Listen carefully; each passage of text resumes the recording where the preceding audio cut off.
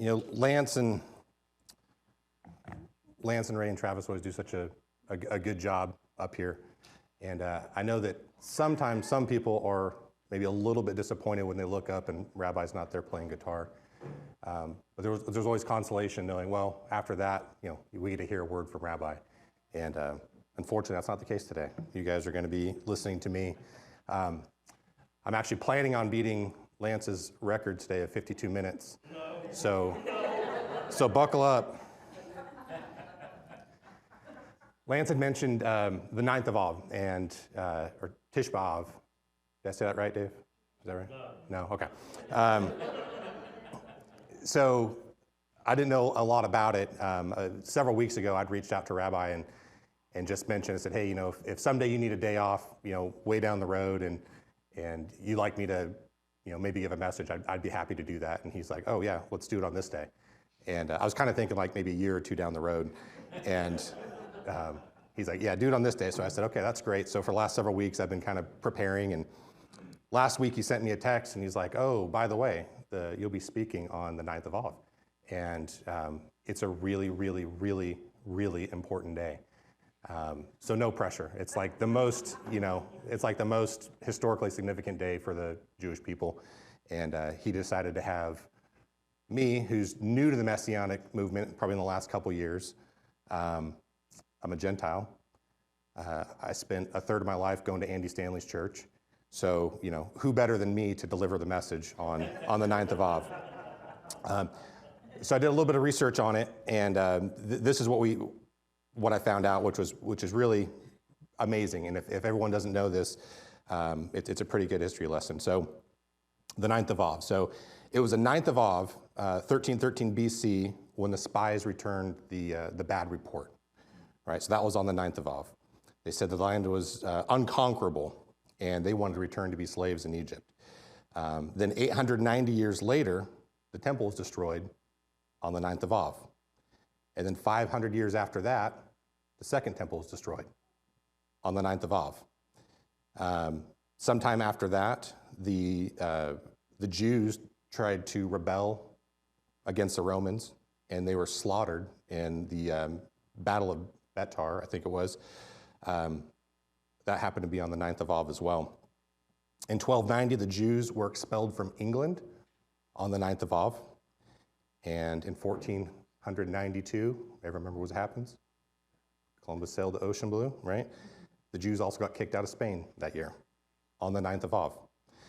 And the further and further you go, when you get a little bit closer into history, Germany declared war on Russia, which started World War I on the 9th of Av, which then led into World War II and the Holocaust. And, I kind of thought with this terribly depressing subject matter, it's no doubt why Rabbi didn't want to speak tonight, right, or today. He's actually at home. He and Kelly are at home right now recovering from moving Annabelle, recovering physically and emotionally, moving her into college. So the baby bird's flown the nest. We talk about, everyone kind of laughs, right? I'm gonna talk about Dave for a second. Dave is one of the greatest guys in the synagogue, and we all kind of get to laugh and joke when he comes up and says words wrong. The fact of the matter is, there's like 5 people in the whole synagogue that know how to say all these different Hebrew words. And so when we're in the crowd and he's saying them wrong, we just feel good because we know that we can't say them right either. And you would think that, saying the names of the towns that people are listening in on would be easy as well, and it's not. And the big one for me was Prescott, Arizona, right? It's Prescott. It's spelled P-R-E-S-C-O-T-T, Prescott. Prescott is how it's spelled. And we were notified that we were saying it wrong, and it's Prescott. So it's not as easy as it sounds. So I thought I'd tell you guys a little bit about me before we get going. I'm Cody Leckberg. A lot of y'all see my family around. If anyone's on Shalom at home, that was my wife's doing, Kristen. She put that all together as a way to connect us. We have 4 small kids, and a lot of families here have large families, but we're all kind of spread out. Rabbi said that on any given Saturday, there's about 55 people that are here in the seats. But online, there's between 300 and 500 watching, we think. And we wanted our kids to be able to continue to connect with all the other kids around the synagogue and around the country. So Kristen came up with Shalom at Home. And quick plug for that, if you're not involved with Shalom at Home, send an email to kristen@shalommacon.org and get you signed up. But it's a great way for folks to connect. So Kristen was the one that put that on.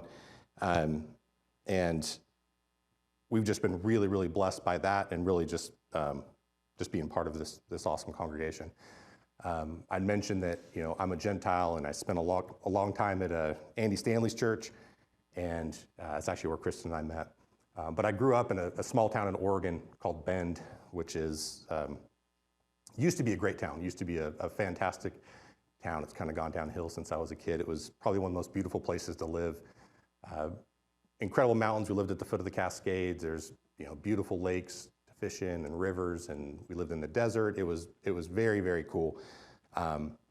It wasn't diverse ethnically at all, but it was very diverse culturally, I'll say.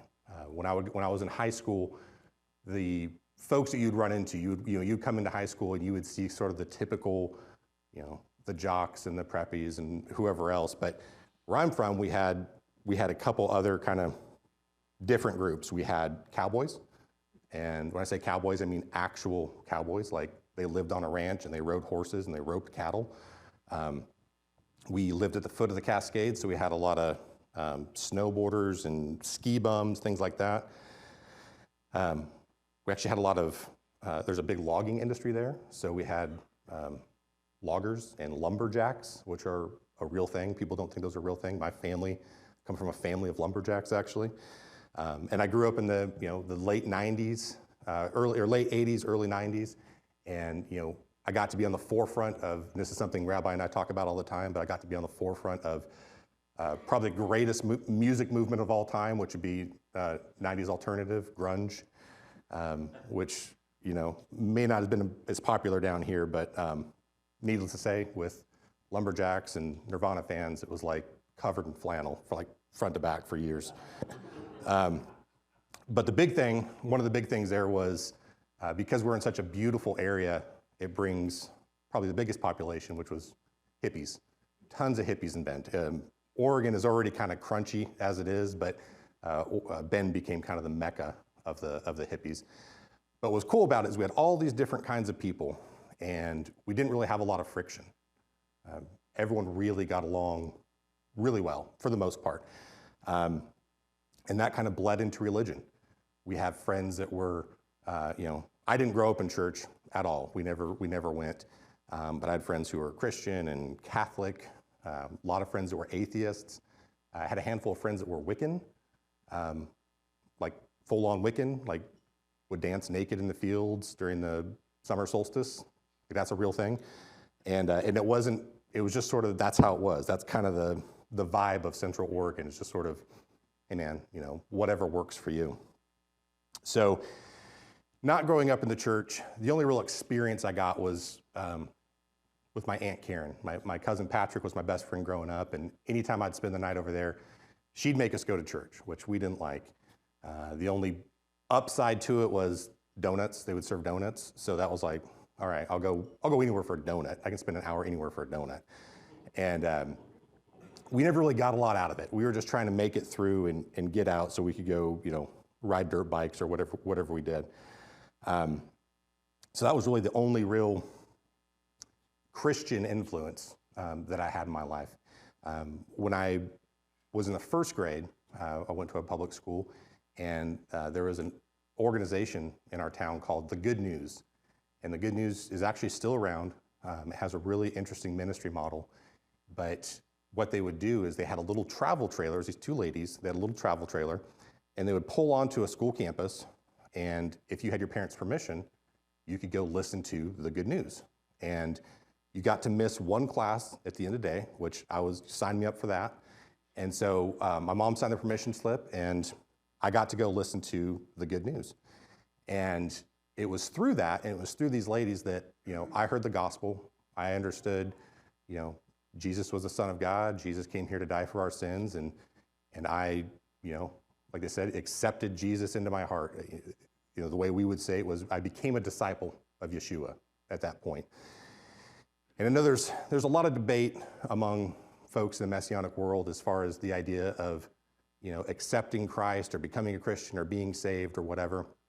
But the bottom line is that's when I made the decision that I was going to follow Jesus as his follower.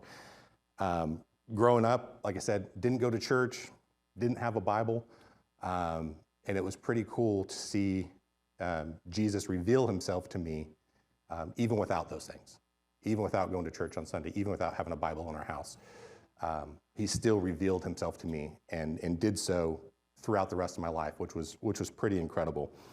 I lived in, on that same note, I would kind of imagine looking out into the crowd that most folks probably have a similar story as that. I don't think, except for the very young kids, I don't think anyone was brought up in a Messianic synagogue. I wouldn't think. Maybe one or two for some of my kids. And so we have a really interesting congregation here. We have a lot of folks who were brought up in the Christian church, and from most people I spoke to, kind of had this feeling of something's missing. I like my church, I like the things that are said, but something is missing. And that's what Chris and I felt, over the last, probably several years ago. Like I said, Chris and I went to Andy Stanley's church for years and years and years, about 15 years. I think everyone's probably fairly familiar with Andy and his views. I don't think most of us agree with a lot of what he says, but you have to give him credit. He's a phenomenal communicator. He's a great leader. He just believes things kind of much differently than we do. So when, I don't know, probably maybe 3 years ago, well, probably longer than that, we were going to North Point, and like I said, if you haven't gone to North Point, I'll kind of give you an idea of what it's like. It's the North Point campus in Alpharetta, Georgia, which is their main campus, and everything. All the other campuses are modeled after that. It's a huge building. It's a huge parking lot. So when you pull in, you're kind of worried because you're going to have to fight through traffic to park, but they've got a whole team of people in vests and walkie-talkies that are directing people around. So it's a real easy process to park. And then from there, you walk into the building, and there's a bunch of people. They're all lined up. They're dressed the same. They're smiling. They're handing you bulletins. You walk in, and it's like the size of a regional airport. I mean, it's phenomenal how big it is. And everything's done very, very well. There's volunteers everywhere pointing you where you need to go. If you have little kids, you'll go off to an area called Wambaland, and you'll walk down a hall, and it rivals anything you've seen at Disneyland as far as the decorations go. Lifelike looking animals and things hanging from the ceilings in these incredible environments. And if you have a little bit older kid, they might go to kid stuff. And in kid stuff, you're going to walk in, there's going to be a giant stage, twice as big as this, full of volunteers dressed the same and doing music and choreographed dances and, a full-size Volkswagen bus parked there. Just everything's kind of done to the nines. From there, you'll go into the, this is not an advertisement for North Point Community Church, by the way. I'm just trying to give you an idea of what this environment is like. Once you get to the point where, okay, drop the kids off, we're going to go into the sanctuary. There's a giant sanctuary. It holds 2,500 people, 3,000 people, I think. If you're late to that, if you're late and you can't find a seat, you go right around the corner, and there's another identical sanctuary that holds as many people. And what's wild about that side is the stage is, again, probably 3 times as long as this, and they've got a screen that drops down, and they have a high-definition video camera or a projector that projects everything that's being played on the other side. It's projected here. And you'd think, well, that's kind of weird to watch a video of the guy in the other room. The wild thing is, I knew people that only went to the overflow sanctuary and never knew it was fake, never knew it was a video, because it's such high def, it's so well done, Andy stands exactly as tall as Andy does on the other stage. It's incredible. Music starts. These are real professional musicians that have record deals that might be on the charts that week. Might be on the music charts. I mean, it's the real deal. Everything is done very, very well. Everything, you've got lights and smoke machines and visuals, and you've got cameras kind of flying around to get the right shot and guys on stage, and it's so over the top, but it's done very, very well. It's a very emotional experience. When that's done, lights will go down, and then it'll pop up a video sometimes, and it's a highly produced, a very well done video of someone's testimony. And it looks like anything you would see on TV. It's incredibly done. It's great music. It's emotional. He talks about their life and what Jesus has done for them. And after that video, lights go down and spotlight goes up about 20 feet up on the wall, and there's a built-in baptismal that's 20 feet up, and there's the person you just heard is up there, and the pastor's up there. And he's going to talk a little bit more and baptize him. And so, again, people are clapping and cheering, and it's an emotional, it's a great experience. You get done with that, and then Andy Stanley takes the stage. Andy is a phenomenal communicator. He's the things that he said that put us at odds with him, things like unhitching from the Old Testament. Obviously, we're not a fan of that.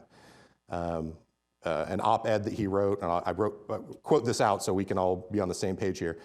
He said, Jesus issued his new commandment as a replacement for everything in the existing list, including the big 10 commandments. Just as his new covenant replaced the old covenant, Jesus' new commandment replaced all the old commandments. That's kind of the foundation of his belief, right? Something we totally don't believe. You don't have to agree with what he says, but I think we can all agree if you've seen him at any leadership conference, he's a phenomenal communicator. So Andy will get up and speak and give a great message. And with all those things, with all the environment, with all of the pomp and circumstance and smoke machines and incredible music, incredible speaking, after, I don't know, we were probably there 13 years and we thought, something's missing. There's just something missing here. We kind of kept hearing the same sermons every couple of years. You start kind of hearing the same sermons, and they didn't quite have the impact they had before. And so we said, we're going to start looking around. We need to find something else that fits us a little bit better. So we did what a lot of, I bet, folks in here have done, and we kind of church hopped for a while. And I'm not a fan of denominations. I never have been. Like I said, I didn't grow up in church, but I always thought denominations were weird. The Baptists don't agree with the Lutherans, the Presbyterians don't agree with the, Episcopalians or whatever it is. Everyone has their own taboos, right? So no drinking or no tattoos or, whatever. I don't know a lot about it, but I've always heard that Baptists don't like drinking because they're afraid it could lead to dancing. But I don't think that's really true, but I think a Methodist told me that, so I don't take it for what it's worth. So we bounced around and we went to, you name it, any different kind of church. And what we found was when we would walk into a church, I always got kind of an uncomfortable feeling because my family kind of stands out. And everyone knows it, and it kind of felt like, fresh meat. Like, hey, there's new people, go jump on them. And, make them feel welcome, but they always kind of made us feel uncomfortable. We stand out a little bit. For folks who don't know, it's my wife and I, and we have 4 Asian kids. And so, now we have 4 Asian kids with Swedish last names that speak Hebrew. So it's kind of a funny thing now. But then just folks would kind of jump on us, and that was fine. People were trying to be friendly, and that was great. And we would try out different churches. And we've tried churches before that the music was terrible, and it's just kind of hard to sit through that. We've sat through churches before where the message was real weird, kind of had a weird vibe. We had one church, it was actually a pretty big church, and the pastor was so cringy that we couldn't handle it.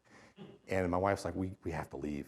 And kind of felt like we're trying to like dine and dash, because we're like, we got to slip out. Like, you leave first, but don't let me see you, and then I'll leave like the other way. And so we kind of snuck out, and we realized, oh man, we have to get our kids. So we had to get our kids out. So we've had those experiences before. But what we found was, first of all, in the South, there's a church on every corner. So we're not wanting for churches down here. But what we found up in kind of North Atlanta area is, if you were a non-denominational church, you were the North Point model.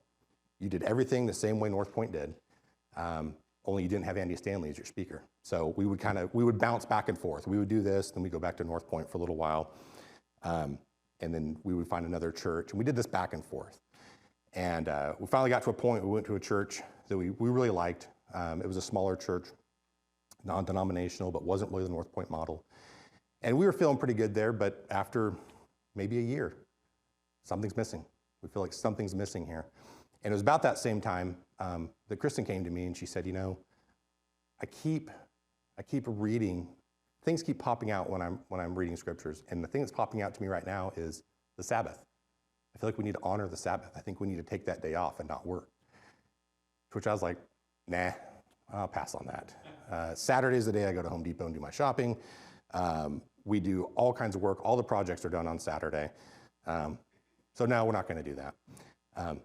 But as God works, you start opening your eyes to more and more of these things, and you think, man, okay, maybe there's something to this. Maybe there's a reason that's, one of the 10 commandments. We need to honor the Sabbath.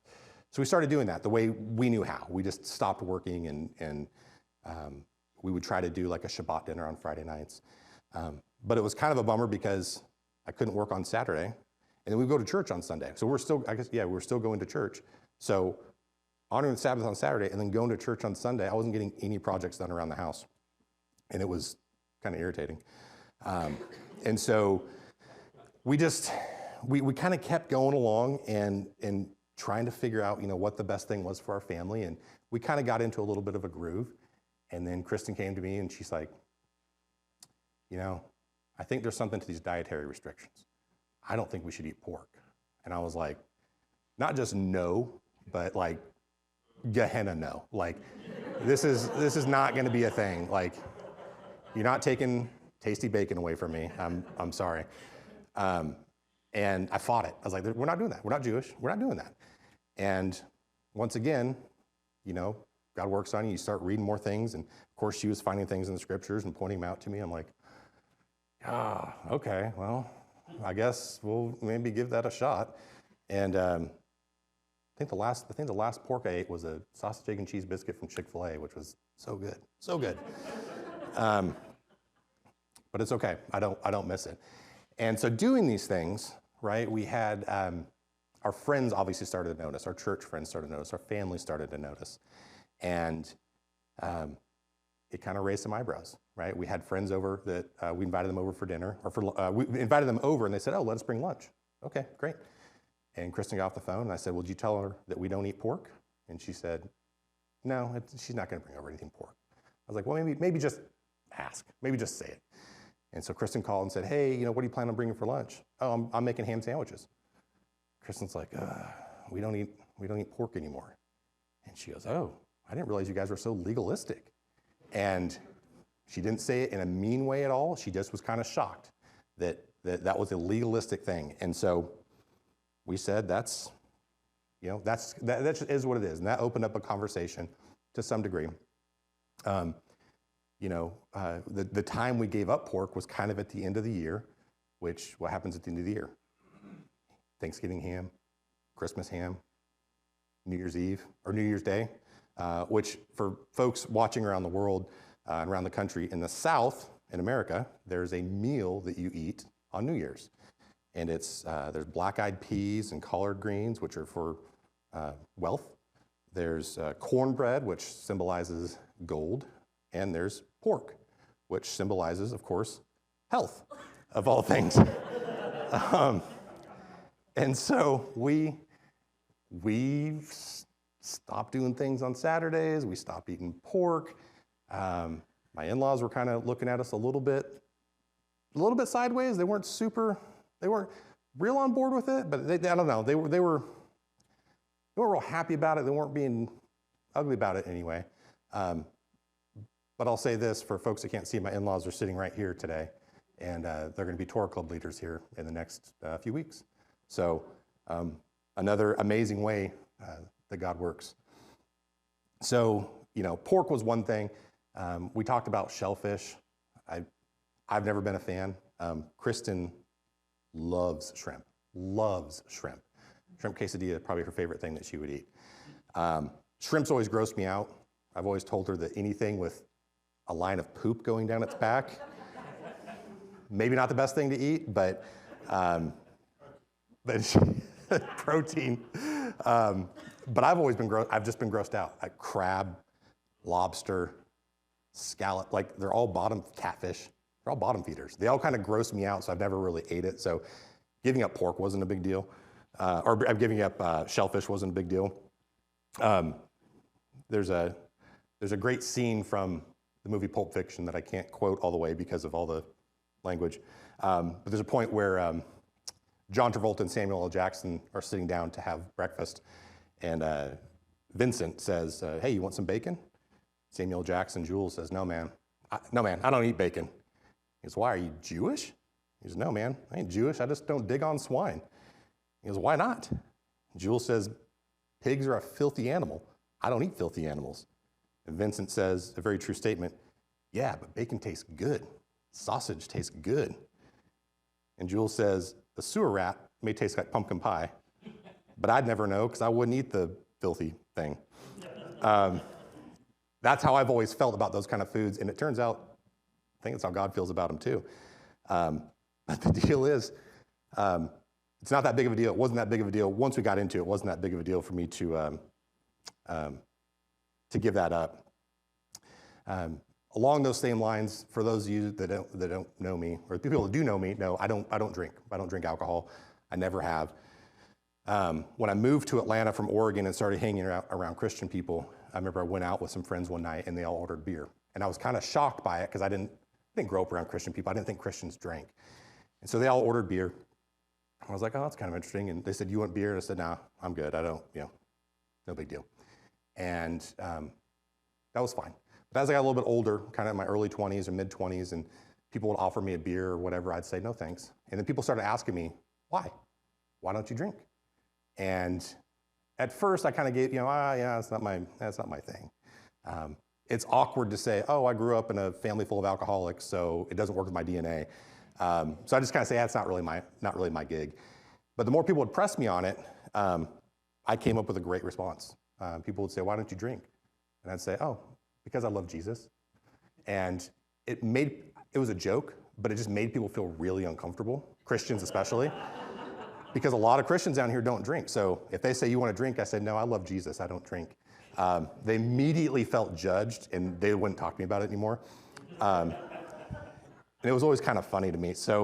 But what I noticed is in 42 years of being on this earth and 20-some years of being able to legally drink, no one's ever pressed me on that. If I said I don't drink because I love Jesus, no one pushes me on it, ever. But when I say I don't eat pork, and they know that I go to Messianic synagogue, man, I get little mini sermons about that. Like, all foods have been declared clean. You can eat whatever you want. Rabbi said that someone told him that Jesus died so he could eat a bacon cheeseburger, those kind of things. So I was never, about drinking, I've never been pushed. Eating, people get really, really, really upset about it.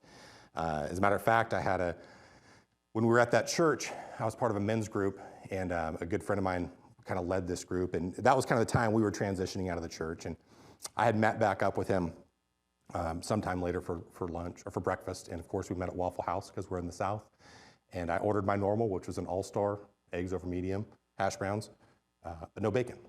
I tried to get an alternative at Waffle House and said, "You guys have anything other than bacon?" I said, "Yeah, we have ham." Okay. "Anything other than ham?" "Yeah, sausage." So I was kind of out of luck. So I ordered bacon, gave it to my friend, and that was at a point of my life in the Messianic journey that I was pretty zealous I would say. We've been talking about zealous a lot. And I got pretty fired up about the things I was learning. And really, it was just excitement. It was just, all these new things we've learned and talking about Easter and Christmas and dietary restrictions and things like that. And I'll just say it didn't go well. It didn't go well at all. He felt very judged by the things I said. I wasn't trying to, but he felt very judged. And on the flip side, I felt like I wasn't being heard. Everything I said, he had a rebuttal for. And what are you going to do? You're going to follow 613 laws? You're not Jewish. You're going to be like this guy I knew, and you're going to, he thought I was a step away from becoming Jewish and renouncing Jesus. And didn't quite get the idea that we were kind of, I still love Jesus, still know Jesus, but we were doing things a little bit differently. And so, as I wrote this, as I was writing this message, I kind of felt like, this is going to be my opportunity to get up on stage and kind of rebut all these things that my Christian friends have said and be able to kind of prove my point while I was up here. And the more I thought about it, I'm sorry, one of the things that Jeff said to me, which is the name of the message, was the slippery slope. It's like, man, you're on a slippery slope, doing this Messianic thing. Ooh, you gotta be careful. You're gonna be wearing tzitzit and prayer shawls and yarmulkes and all this stuff. You gotta be careful. And really worried that, I was just gonna become full-on Jewish, I guess was his worry. So being on that slippery slope was something he was really concerned about and something that's always kind of stuck with me. And so when I was writing this, I kind of had the idea of, this is going to be rebuttal to them, and this is going to be how I'm going to answer the arguments they put up against me. But really, the more I thought about it, the more I realized there's kind of a second slippery slope that we deal with.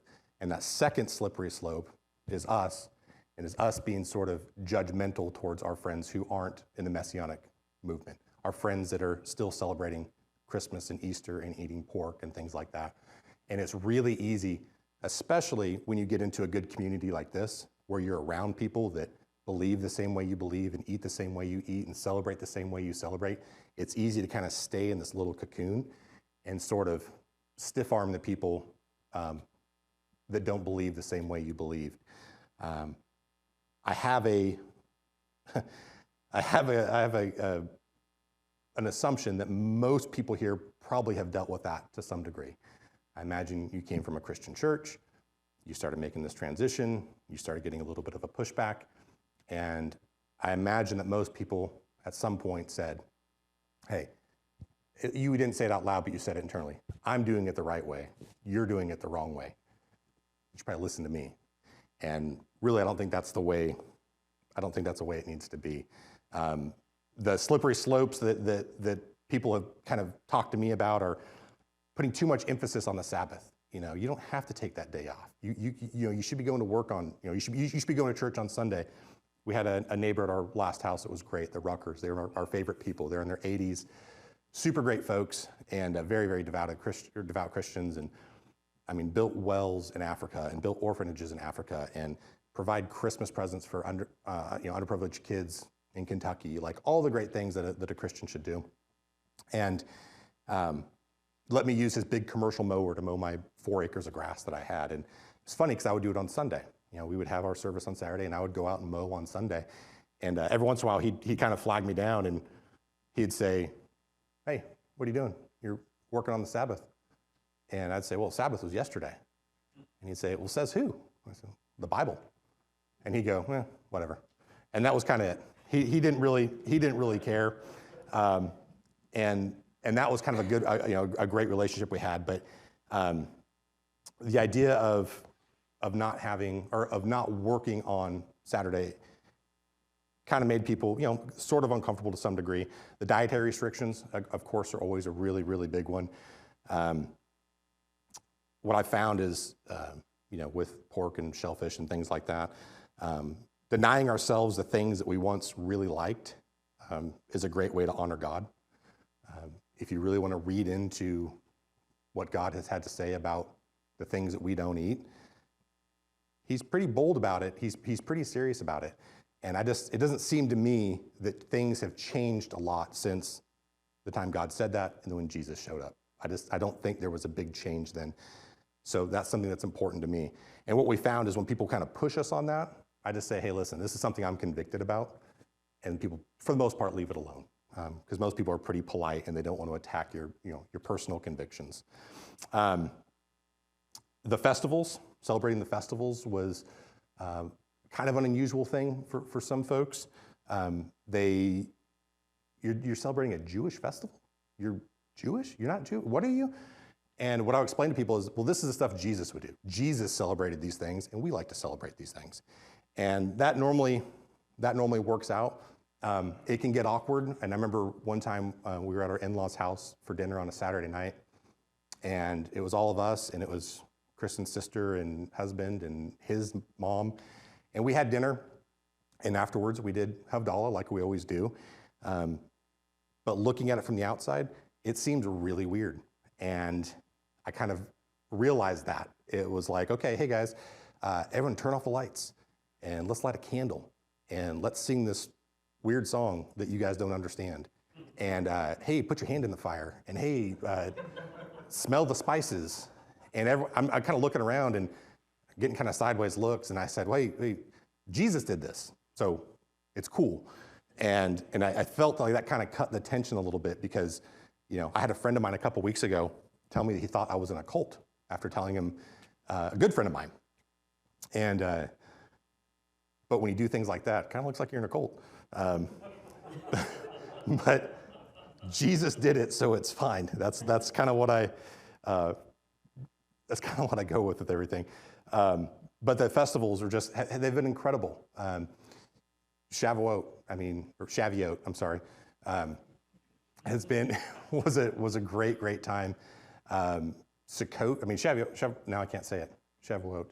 We had a fantastic time. Sukkot, when we camped with all the families, all of our kids running around, all the things we learned, Rosh Hashanah, Yom Kippur, all of these. For those of you that weren't there for some of these events, we had a donut eating contest that Rabbi lost. I don't know how, but he pounded down 5.5 Krispy Kreme donuts and still didn't win. But just, now I'm totally blanking now, sorry. Hanukkah, sorry, couldn't think of it. I wrote Hanukkah 100 times in this message, and when Kristen was going through it, she's like, man, you found some really interesting ways to spell Hanukkah. But Hanukkah, Christmas has always been a really, really big deal to me in my, growing up. And for us to kind of transition from Christmas to Hanukkah was hardest on me. My kids didn't care. My kids were super excited. They prefer Hanukkah 10-1. But I liked having the Christmas tree and, doing all the things that the Old Testament says not to do, and cutting down a tree and bringing it in and adorning it with gold and silver, right? I was like, who cares about that? I love having a Christmas tree. But we've kind of slowly transitioned from that, and that's been a little awkward for some people. But the blessings we've got have been just incredible. Just absolutely, right? Jovi, Ian, where's May? May and Rhett? You guys prefer that over Christmas? Yep. And so, we were going through all of this. We're going through all these transitions, and I felt, at least personally, I started kind of moving towards this idea of the slippery slope of judgment. And, thinking of, these are the people with a blonde hair, blue-eyed Jesus hanging on the wall. These are the friends celebrating Easter, and, you're celebrating a pagan god, really getting fired up about this stuff. But really, the deal is, we really need to, I think we really need to be careful of how we approach these things, and really focus on our friends that maybe don't believe the same way we do. I imagine everyone here is the same as me, and that you have found so much depth in Jesus, looking at him through a Jewish perspective. So much more depth out of the scriptures, understanding things, again, from a Jewish perspective. And these are things that I want our friends to know. I want our friends to experience this. But it can be kind of tough. So, I guess my recommendation to everyone is, embrace these things. When you have friends that give you a hard time for eating pork or going to church on Saturday or whatever, fine. Have grace with them. Be graceful with them. Don't push back on them. Don't give them a hard time about it. If someone invites you over for an Easter dinner, go hang out with them for Easter. It's a good opportunity to talk about Passover. If you're worried about food, pack your own food. Bring your own food over. It's better to show up with your own food than to not show up at all. We've been turned on to this amazing thing. This Messianic movement has been incredible for us.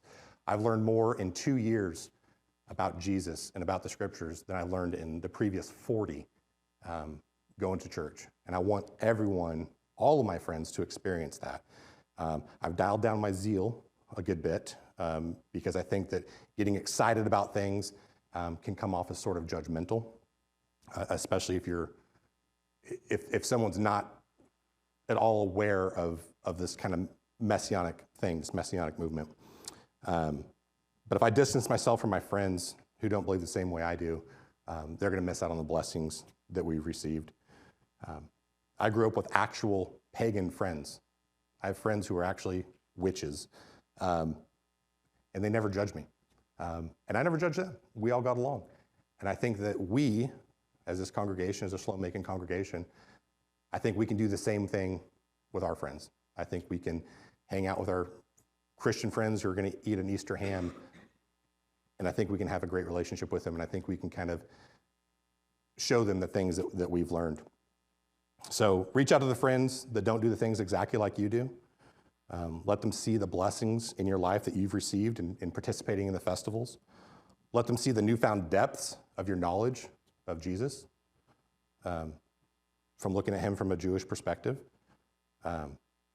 Even your friends that don't believe the same things that you do or think that the things you do are crazy, communicate with them.